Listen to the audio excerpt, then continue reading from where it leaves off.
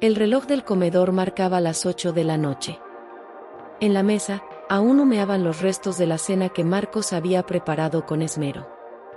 El olor a sopa recién hecha se mezclaba con el silencio pesado que llenaba la habitación. Frente a él, Laura jugaba con los cubiertos, sin atreverse a mirarlo a los ojos.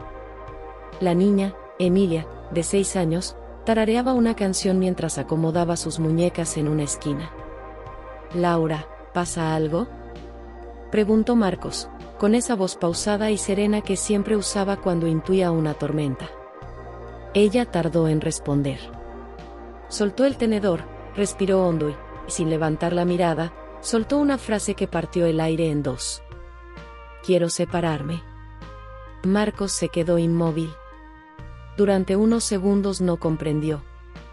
Era como si las palabras hubiesen rebotado contra una pared invisible. «¿Separarte de mí?», susurró, incrédulo. «Sí. Ya no puedo más. Estoy cansada, Marcos. Cansada de esta vida sin cambios, sin emoción, sin metas». Él la observó con los ojos llenos de desconcierto. Recordó las veces que había renunciado a salir con sus amigos para quedarse con ellas, los domingos cocinando juntos, las risas de Emilia corriendo por la sala. «¿Sin metas?», repitió con voz quebrada. «Estoy estudiando por las noches, Laura. ¿No ves el esfuerzo?». Ella negó, con una sonrisa fría, casi dolorosa. «Lo tuyo no es esfuerzo, es conformismo. No puedes vivir soñando con un futuro que nunca llega». Marcos sintió una punzada en el pecho. Quiso replicar, pero algo dentro de él se quebró. Miró a Emilia, que observaba con sus grandes ojos marrones, sin entender del todo.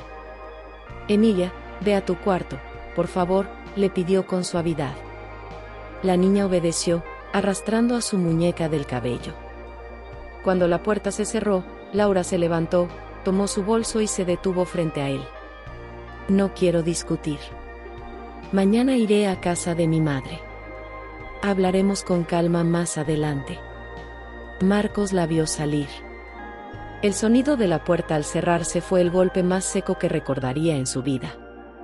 Se quedó solo, con la sopa enfriándose y el alma partida. Durante la noche, no pudo dormir. Se levantó y caminó por la casa en penumbra. Tocó los juguetes de Emilia, las fotografías del último verano, los diplomas que colgaban en la pared. Todo parecía tan frágil, tan efímero. Recordó la primera vez que vio a Laura, en la universidad, con su sonrisa luminosa y su forma de hablar rápido. Había sido su amor, su refugio, su sueño. Ahora se convertía en su tormento. A la mañana siguiente, Laura se fue definitivamente. Marcos la vio partir con una maleta y a Emilia tomada de su mano. Le prometió que la vería pronto, que todo se resolvería. Pero en su interior sintió un presentimiento oscuro, algo que no podía explicar. Pasaron las semanas. Laura presentó la demanda de divorcio. La cita ante el juez se fijó para un martes por la mañana. Marcos llegó puntual, vestido con su único traje. Laura estaba ya allí, acompañada por su abogada. No cruzaron miradas. «El motivo del divorcio», dijo la abogada con voz firme, «es la incompatibilidad de metas, la falta de crecimiento económico y emocional del señor Marcos Rivera». Marcos bajó la mirada, sintiendo el juicio no solo en los documentos, sino en cada palabra que pretendía describirlo. Cuando le tocó hablar, solo dijo: «Yo no la entiendo. Yo la amé, y sigo amándola. Lo di todo». La jueza, una mujer de rostro sereno, lo miró con atención. «Señor Rivera, hay una menor de por medio. ¿Solicita custodia compartida?». «Sí, su señoría. Emilia es mi vida». Laura soltó una risa breve, cargada de ironía. «¿Su vida?», repitió. «Usted no tiene derecho a pedir eso». La jueza levantó una ceja. «Explíquese, señora». Laura sacó un sobremanila y lo colocó sobre la mesa. «Porque Emilia no es su hija. Tengo las pruebas de ADN que lo demuestran. El silencio fue inmediato. Marcos sintió que la sala se movía. Los ojos de la jueza se abrieron con sorpresa contenida. ¿Está segura de lo que está diciendo?, preguntó. Totalmente. Aquí están los resultados del laboratorio, dijo Laura, mientras deslizaba las hojas. Marcos sintió como el aire abandonaba sus pulmones. No podía hablar. No podía llorar. En su mente solo resonaba una frase: no es tu hija. Cuando salió de la sala, apenas podía mantenerse en pie. Caminó hasta la plaza cercana y se sentó en una banca. Llovía ligeramente. Miró al cielo, tratando de encontrar respuestas donde solo había nubes. No dolía la traición, no dolía la mentira. Dolía el amor que no podría dar, el abrazo que tal vez ya no recibiría. Al caer la noche, volvió a casa, vacía y silenciosa. En el refrigerador aún colgaba un dibujo hecho por Emilia, un sol amarillo y 3 figuras tomadas de la mano. Debajo, con letras torcidas, se leía: papá, mamá y yo. Marcos cayó de rodillas. No lloró por Laura, sino por la niña que no podría llamar suya, aunque su corazón gritara lo contrario. El eco de las palabras de Laura seguía resonando en la mente de Marcos como una condena sin apelación. No es tu hija. Habían pasado 3 días desde aquella audiencia, y el silencio se había vuelto su único compañero. La casa parecía un museo de recuerdos que dolían al ser tocados. Sobre la mesa aún estaba el vaso rosado que Emilia usaba para su leche, el cepillo de cabello con las hebras doradas de su pequeña cabeza, los dibujos pegados en la pared que decían: te amo, papá. Marcos no podía comprenderlo. La traición no era solo carnal, era espiritual. Había dado su vida por un amor que, sin saberlo, estaba edificado sobre una mentira. Y aún así, el sentimiento hacia la niña permanecía intacto, como si el ADN no pudiera borrar los años de abrazos, los cuentos antes de dormir, las risas compartidas bajo las mantas. El lunes siguiente, la jueza citó a ambas partes para una segunda audiencia. Esta vez, la sala estaba más tensa que nunca. Marcos llegó con su abogado, aunque apenas había intercambiado palabra con él. Laura, vestida de manera impecable, mantenía el rostro sereno, casi desafiante. La jueza los observó con detenimiento. Era una mujer de mirada aguda, acostumbrada a las verdades a medias, a los matrimonios que se derrumbaban por orgullo y a los amores que no resistían la prueba del tiempo. Señores, antes de continuar con la resolución de la custodia, debo revisar las pruebas que presentó la parte demandante. El secretario colocó sobre el escritorio los resultados del laboratorio. La jueza los leyó con la serenidad de quien ya ha visto demasiados finales. El examen de ADN confirma, dijo, levantando la vista, que la menor, Emilia Torres, no comparte vínculo biológico con el señor Marcos Rivera. El murmullo en la sala fue inevitable. Marcos sintió que todo se detenía. Laura lo miró, esperando una reacción, tal vez un grito, una ofensa. Pero él solo la observó con los ojos llenos de tristeza. ¿Por qué?, preguntó en voz baja. ¿Por qué me hiciste creer que era mi hija? Laura se acomodó en la silla, evitando su mirada. No planeé nada. Pasó. No quería perderte. Luego, me di cuenta de que la amabas como si fuera tuya, y eso me convenía. Las palabras fueron como cuchillos. La jueza frunció el ceño. Señora, ¿comprende la gravedad de lo que dice? Usted ocultó deliberadamente la identidad biológica de la menor durante años. Laura cruzó los brazos. Sí, lo sé. Pero él no tiene derecho a reclamar custodia. No es el padre. Marcos respiró hondo. Sus manos temblaban. Yo la vi nacer. La cargué cuando tenía fiebre. Le enseñé a caminar, a decir su nombre, a rezar por las noches. Si eso no es ser padre, entonces dígame usted, su señoría, ¿qué es serlo? La jueza lo miró con un dejo de compasión. Lo que usted siente, señor Rivera, es profundo. Pero la ley debe guiarse por hechos y documentos. Marcos levantó la vista, con los ojos llenos de lágrimas. Entonces cambie la ley, dijo con voz ronca, porque lo que está escrito no entiende de amor. La jueza guardó silencio unos segundos. Luego pidió que trajeran a la menor. Minutos después, la puerta se abrió y entró Emilia, de la mano de una asistente. Llevaba un vestido azul con flores y el cabello recogido en una trenza. Cuando vio a Marcos, sonrió y corrió hacia él. «Papá», exclamó, abrazándolo con fuerza. Marcos le estrechó, sintiendo como su corazón se quebraba y renacía a la vez. Laura observó la escena con una mezcla de enojo y vergüenza. «Emilia», dijo la jueza con voz suave, «necesito hacerte unas preguntas, ¿de acuerdo?».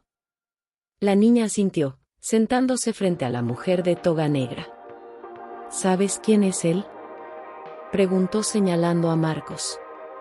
«Claro», respondió con una sonrisa. «Es mi papá. Él me lee cuentos y me lleva al parque». «¿Y sabes que hay personas que dicen que él no es tu papá?». Emilia frunció el ceño. «Eso no es cierto. Papá siempre dice que el amor se demuestra, no se dice. Él me quiere mucho, y yo también lo quiero». Las palabras cayeron como una luz tibia sobre el corazón del juez, del abogado, de todos. Laura apartó la mirada, con los ojos vidriosos. Marcos no podía hablar. Solo acarició el cabello de la niña mientras un nudo se apoderaba de su garganta. «Gracias, Emilia», dijo la jueza con ternura. «Puedes ir con la asistente un momento». Cuando la niña salió, la sala quedó en silencio. La jueza cerró el expediente y respiró profundo. Este tribunal reconoce que los vínculos afectivos también forman parte del bienestar del menor. La ley protege el interés superior de la niña, no los resentimientos de los adultos. Laura alzó la voz. ¿Está diciendo que le dará custodia a alguien que ni siquiera es su padre? Estoy diciendo, respondió la jueza con firmeza, que ese hombre ha cumplido el rol de padre durante 6 años, y que separarlo de la menor podría causarle un daño emocional irreparable. Marcos levantó la vista, sorprendido. La jueza continuó. Se otorgará custodia compartida. El señor Rivera podrá convivir con la niña 3 veces por semana y tendrá obligación de contribuir a su manutención, como hasta ahora. Laura golpeó la mesa con el puño, impotente. Esto es absurdo. No, señora, dijo la jueza, mirándola con severidad. Lo absurdo fue mentirle a un hombre y a una niña durante años. Marcos permaneció en silencio. No había triunfo en su rostro, solo una mezcla de alivio y tristeza. Cuando la audiencia terminó, salió del juzgado sin mirar atrás. Afuera, el sol comenzaba a caer, tiñendo de naranja los muros grises. Se detuvo en la puerta, cerró los ojos y murmuró para sí. Gracias, Dios, por dejarme seguir siendo su papá. Las semanas posteriores a la audiencia transcurrieron como una mezcla de alivio y desolación para Marcos. Había ganado el derecho de ver a Emilia 3 veces por semana, pero a cambio perdió algo que no podía definirse con palabras: la fe. No en Dios, ni en el amor, sino en la idea de que la verdad bastaba para mantener un hogar. El primer martes que le correspondía la visita, esperó a Emilia en el parque donde solían ir los domingos. Llevaba consigo una pequeña mochila con galletas, jugo y el mismo libro de cuentos que solía leerle antes de dormir. La niña llegó corriendo, con su cabello suelto y una sonrisa que le devolvió el aliento. «Papá», gritó, lanzándose a sus brazos. «Mi vida», respondió él, apretándola con fuerza. «Te extrañé tanto». Se sentaron bajo el árbol grande, el que ellos llamaban el guardián. Emilia hablaba sin parar, contándole cómo su mamá ahora la llevaba a otro colegio, cómo tenía una nueva habitación pintada de color rosa, y cómo, a veces, escuchaba a su mamá llorar en la noche. Marcos la escuchaba con atención, tratando de no dejar que su rostro mostrara la mezcla de tristeza y ternura que lo atravesaba. «Papá, ¿mamá ya no te quiere?», preguntó de pronto. El corazón de Marcos se detuvo un instante. Buscó las palabras adecuadas, las menos crueles. A veces las personas se dejan de querer como antes, mi amor. Pero eso no cambia el cariño que sentimos por ti. ¿Y tú todavía la quieres?, insistió. Marcos suspiró. Le deseo que sea feliz. Eso también es una forma de querer. Emilia asintió, como si comprendiera más de lo que debía para su edad. Después le pidió que le contara un cuento, y él abrió el libro. Su voz temblaba al principio, pero pronto recuperó ese tono cálido que tanto la calmaba. La niña apoyó la cabeza sobre su pecho, y Marcos pensó que nada ni nadie podría borrar ese vínculo. Los días siguientes fueron una rutina extraña. En casa, el silencio se había vuelto una presencia viva. Marcos estudiaba por las noches, como antes, intentando llenar los huecos que la soledad había dejado. A veces se detenía frente a la ventana y veía las luces de la ciudad parpadear como promesas que nunca se cumplirían. En el trabajo, sus compañeros lo notaban distinto. Había perdido peso, hablaba poco, pero mantenía una calma que imponía respeto. Un día, su jefe se le acercó y le dijo: Rivera, admiro su entereza. No todos se levantan después de algo así. Marcos sonrió con cortesía, sin contestar. No se trataba de levantarse. Se trataba de seguir respirando. Mientras tanto, Laura parecía iniciar una nueva vida. Había encontrado empleo en una empresa de marketing, y según rumores, salía con un hombre de su oficina. Marcos evitaba pensar en eso. Solo le preocupaba Emilia. Un viernes, mientras jugaban en el parque, la niña le dijo: Mamá dice que tal vez nos mudemos a otra ciudad. El corazón de Marcos se encogió. ¿Qué? ¿Cuándo te dijo eso? Ayer. Dice que allá ganará más dinero y que todo será mejor. Marcos sintió un nudo en la garganta. No podía permitir que se la llevaran lejos. Había aceptado todo con humildad, incluso la humillación, pero perder el contacto con Emilia sería como morir por dentro. Esa noche, escribió una carta dirigida a Laura. No con reproches, sino con verdades. No busco detener tu vida ni tus decisiones. Solo te pido que no le quites a Emilia la posibilidad de tener cerca a quien la ha amado sin condiciones. No soy su padre biológico, pero sí soy quien la acompañó en cada paso. No destruyas lo poco bueno que queda entre nosotros. No recibió respuesta. Los días se hicieron más largos. El silencio entre ellos se volvió insoportable. A veces, Laura enviaba mensajes fríos sobre horarios y citas, nada más. Una tarde, mientras Emilia jugaba con su muñeca en el sofá, Marcos la observó con melancolía. Cuando eras bebé, le dijo, solías dormirme los brazos después del baño. Y yo te cantaba esa canción que decía, duérmete, mi amor, que el sol se esconde para ti. Cántala, pidió Emilia, sonriendo. Y Marcos la cantó. Su voz era un hilo de ternura rota. La niña lo miraba con los ojos llenos de inocencia, sin saber que ese canto era también una despedida anticipada, por si el destino los separaba. Al dejarla en casa de su madre esa noche, Laura salió a recibirla. Vestía un abrigo elegante, como quien se prepara para salir. «¿Te llegó mi carta?», dijo Marcos. «Sí», respondió ella, con tono seco. «¿Y qué piensas hacer?». «Nada está decidido aún», contestó, girando la mirada hacia otro lado. Marcos la miró fijamente. «Solo quiero que sepas que no te odio. Aunque me hayas destrozado, no puedo odiarte». Laura apretó los labios.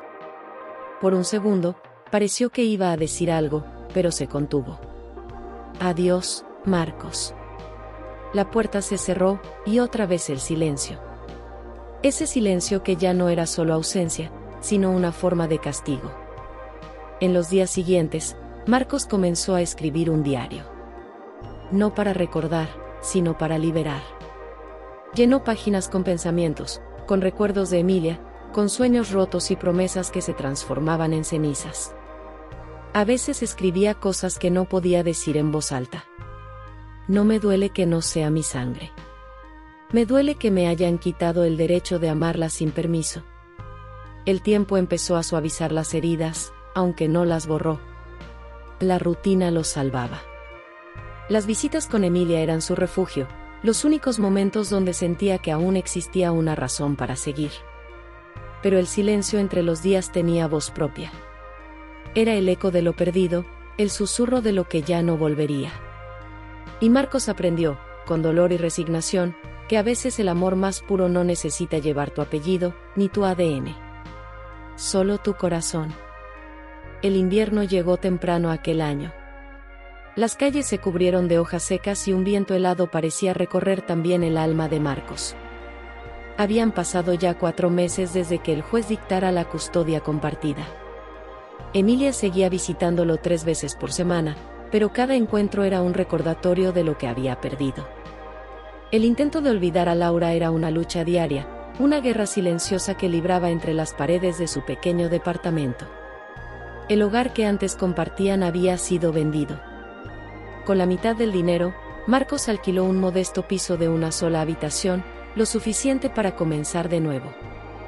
En una esquina colocó una cama pequeña para Emilia, con las sábanas rosadas que ella había elegido. Sobre la mesa, un jarrón con flores marchitas intentaba dar color a lo que el tiempo había dejado gris. Las primeras semanas sin Laura fueron un suplicio. Marcos se levantaba de madrugada, caminaba por la sala y se preguntaba en qué momento el amor se había convertido en ruina. En el trabajo fingía normalidad, respondía correos, sonreía a los compañeros, pero al regresar a casa todo se derrumbaba. Para no pensar, se aferró a sus estudios nocturnos. Terminó el curso de administración que había iniciado tiempo atrás. Recibir aquel diploma no significó triunfo, sino una tregua con el dolor. Aún así, lo guardó en un marco sencillo, junto a las fotos de Emilia. Una tarde, mientras caminaban por el parque, Emilia le contó que su mamá salía con un hombre llamado Andrés. «Es bueno conmigo», dijo la niña, con naturalidad. «Me lleva al cine y me compra helado». «Eso está bien», respondió Marcos, disimulando la punzada en el pecho. «¿Te trata bien?» «Sí. Pero mamá dice que no te lo diga, que tú te pondrías triste». Marcos la miró con ternura. «Gracias por decírmelo, mi amor. Nunca tengas miedo de decirme la verdad. Siempre estaré para escucharte». Emilia asintió, abrazándolo con fuerza. Aquel gesto lo salvó del derrumbe. Comprendió que el amor no se desvanecía, solo cambiaba de forma. Y que tal vez su papel en la vida de esa niña no era el de padre, sino el de guardián invisible, alguien que la cuidaría aun cuando el tiempo los separara. Con el paso de los meses, Laura empezó a mostrarse más distante. A menudo llamaba para cambiar los días de visita, alegando compromisos laborales o viajes con Andrés. A Marcos le dolía, pero evitaba discutir. Temía que cualquier palabra pudiera ser usada en su contra para limitarle el contacto con Emilia. Una noche, al regresar del trabajo, encontró sobre la mesa una carta. Era de Laura. Decía que pensaba mudarse a Querétaro con su nueva pareja y que la niña debía comenzar allá una nueva etapa.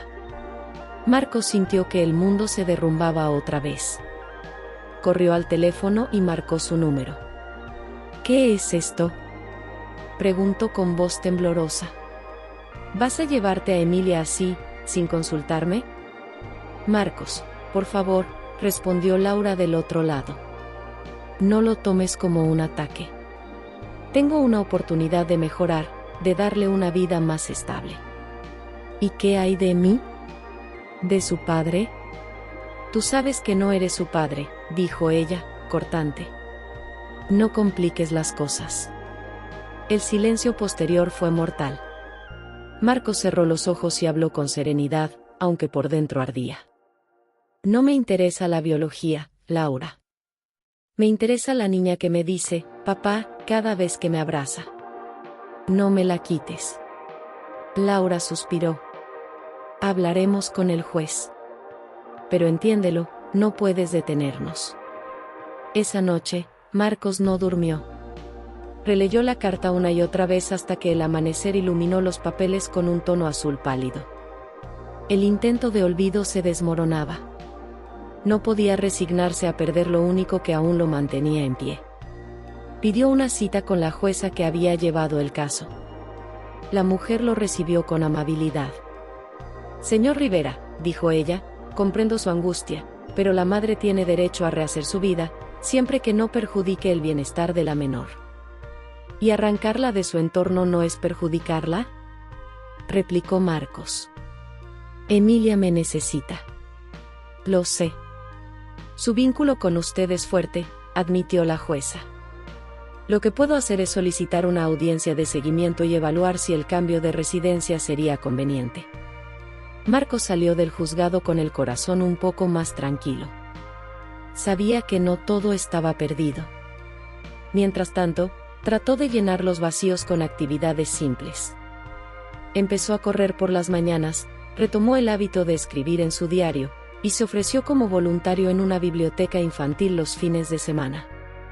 Allí descubrió que leer cuentos a otros niños le recordaba a Emilia, pero también le ayudaba a sanar. Una tarde lluviosa, recibió una llamada inesperada. Era Laura. «No nos iremos», dijo con voz cansada. Emilia lloró toda la noche. «No quiere alejarse de ti». Marcos se quedó en silencio, conteniendo las lágrimas. «Gracias por escucharte», dijo finalmente. «No lo hice por ti», respondió ella, pero su voz se quebró. «Lo hice por ella». Al colgar, Marcos sintió un peso desaparecer de sus hombros. Por primera vez en mucho tiempo, respiró con calma. Miró por la ventana, donde la lluvia caía con suavidad, y pensó que quizá el intento de olvido no consistía en borrar, sino en aprender a convivir con las cicatrices. Esa noche, cuando Emilia se durmió en el sofá con su muñeca favorita, él la cubrió con una manta y susurró: «Prometo no irme nunca, aunque la vida nos cambie de lugar». Después apagó la luz, se sentó frente al escritorio y escribió en su diario: «El olvido no existe. Solo existe la paz que llega cuando el dolor deja de ser enemigo y se vuelve maestro». Y por primera vez en muchos meses, sonrió con serenidad. Las calles, aún dormidas, parecían reflejar el mismo vacío que Eduardo llevaba por dentro. Habían pasado 6 meses desde la última audiencia, y aunque el juez ya había dictado sentencia, el eco de aquellas palabras seguía resonando como una campana dentro de su pecho: custodia compartida. 3 días a la semana, 3 amaneceres de vida, y 4 de ausencia que se volvían eternos. Esa mañana, el calendario marcaba el primer día de visita. Eduardo se levantó temprano, preparó el desayuno con el mismo cuidado de antes: chocolate caliente, pan con mantequilla, un poco de fruta cortada en forma de corazón, como solía hacerlo cuando Camila era más pequeña. Había rehecho su vida en un pequeño departamento que aún olía a pintura fresca, con paredes que intentaban esconder los recuerdos. Sobre una repisa, enmarcada, la foto de Camila sonreía. Su mirada era la única que aún lo sostenía. A las 9 en punto, un timbre sonó. Eduardo corrió hacia la puerta. Del otro lado, la niña, con una mochila de unicornio y una sonrisa tímida, lo miraba. «Papá», susurró. Aquella palabra, simple y pura, bastó para romper la coraza que había construido. La abrazó con fuerza, sin importar quién observaba. Detrás de ella, Mariana permanecía seria, con los brazos cruzados, evitando mirarlo a los ojos. «Te la dejo hasta el domingo», dijo con voz seca. «No quiero problemas, Eduardo». Él asintió sin responder. No buscaba discutir, solo quería aprovechar cada segundo. Cuando la puerta se cerró, sintió que el aire volvía a fluir, que el mundo recobraba sentido. Camila comenzó a hablarle de su escuela, de una nueva amiga, de un dibujo que había hecho para él. En medio de la charla, Eduardo la observaba con detenimiento. Aunque sabía la verdad, su corazón no podía aceptarla del todo. Era su hija, la suya, no por sangre, sino por alma, por los años de sueños compartidos, por las noches de fiebre que calmó, por las canciones que le cantó hasta que dormía. «Papá, ¿me amas igual que antes?», preguntó la niña de pronto, con esa inocencia que atraviesa cualquier defensa. Eduardo respiró hondo. «Te amo más que nunca, hija», respondió con ternura. «Nada puede cambiar eso». Camila sonrió, y en ese gesto sintió que todo el dolor tenía un propósito. El resto del día lo pasaron jugando en el parque, comiendo helado, lanzando risas al aire. A ratos, Eduardo la observaba correr y pensaba en lo injusta que había sido la vida. Recordaba las palabras del juez, cuando dictó el fallo: la paternidad no siempre se mide por la sangre, sino por la entrega y el amor demostrado. Aquella frase se había quedado grabada en su mente, como una llama que le impedía caer en la oscuridad. Esa noche, cuando Camila se durmió en el sillón, él la cubrió con una manta y se sentó a mirarla. Sus rasgos, su respiración tranquila, la manera en que se aferraba a su muñeca favorita, todo le resultaba familiar. Cerró los ojos y recordó los primeros años de su vida junto a Mariana. Los domingos de cine, las cenas improvisadas, los sueños de una casa que nunca pudieron comprar. Quizá ella tenía razón en algo, la rutina había devorado la ilusión, y ambos dejaron de mirarse. Pero nada justificaba la mentira, la traición, el despojo de esa paternidad que había construido día a día. Pasaron los meses, y la relación con Camila se volvió un refugio. Los martes, jueves y fines de semana eran su templo. Jugaban, cocinaban, hacían tareas juntos. Mariana, aunque distante, había aprendido a aceptar esa nueva realidad. En ocasiones, cuando iban a dejar a la niña, cruzaban unas palabras cortas, casi protocolarias. Pero dentro de Eduardo aún quedaba una espina, la pregunta eterna de por qué. Una tarde, al devolver a Camila, Mariana lo esperó en la puerta. «Podemos hablar», dijo con tono inseguro. Él dudó, pero asintió. Entraron a la sala. El ambiente era tenso, como si el pasado los observara desde cada rincón. «Eduardo, empezó ella, sin poder sostenerle la mirada, cometí muchos errores. No supe valorar lo que teníamos. Creí que quería otra vida, y me equivoqué». Eduardo la escuchó en silencio. Ya no había odio en él, solo cansancio. «No digas más», susurró. «No busques redimirte conmigo. Lo único que te pido es que no confundas a Camila. Que la dejes crecer en paz». Mariana asintió, con lágrimas en los ojos. «Lo haré», murmuró. «Y gracias, por seguir queriéndola como tu hija». Esa noche, cuando volvió a su casa, Eduardo sintió un extraño alivio. No era perdón lo que había dado, sino libertad. El pasado quedaba atrás, y en su lugar nacía una paz serena. Aprendió que el amor verdadero no siempre necesita pertenencia, que a veces se manifiesta en la capacidad de soltar sin dejar de amar. Camila creció entre ambos hogares, pero con una certeza: su papá del alma, como ella le llamaba, era su guía, su sostén, su ejemplo. Eduardo, por su parte, siguió adelante. Terminó sus estudios, consiguió un mejor trabajo y compró un pequeño coche. Cada meta alcanzada llevaba consigo la huella invisible de aquella niña que le enseñó a ser padre incluso cuando el destino intentó arrebatárselo. Un día, muchos años después, Camila, ya adolescente, le escribió una carta. En ella decía: «Papá, gracias por elegirme, por no rendirte cuando todo se derrumbó. Tú me enseñaste lo que es el amor de verdad. No me importa la sangre, sino la vida que me diste. Te quiero más de lo que imaginas». Eduardo la leyó con lágrimas en los ojos. Comprendió, al fin, que la custodia más valiosa no era la que dictaba un juez, sino la que se ganaba con el alma. Dale like y suscríbete al canal. Gracias.